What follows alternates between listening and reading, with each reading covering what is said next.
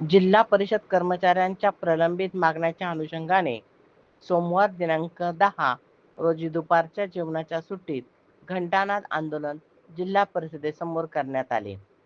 वेतन त्रुटी, पदोन्नतीचे स्तर कमी करणे, परिचर व वाहन चालक यांची पदभरती करणे यासह विविध मागण्यांच्या अनुषंगाने राज्य शाखेने पुकारलेल्या आंदोलनाच्या अनुषंगाने सर्व जिल्हा परिषद कर्मचाऱ्यांनी सुभाष कराळे, राज्य उपाध्यक्ष जिल्हा परिषद कर्मचारी युनियन यांचे मार्गदर्शनाखाली सदरचे आंदोलन केले.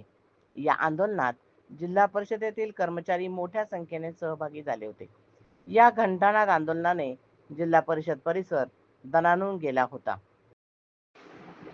ताज्या घडामोडी पाहण्यासाठी सनवार्ता न्यूज चॅनलला लाईक करा आणि सबस्क्राईब करा.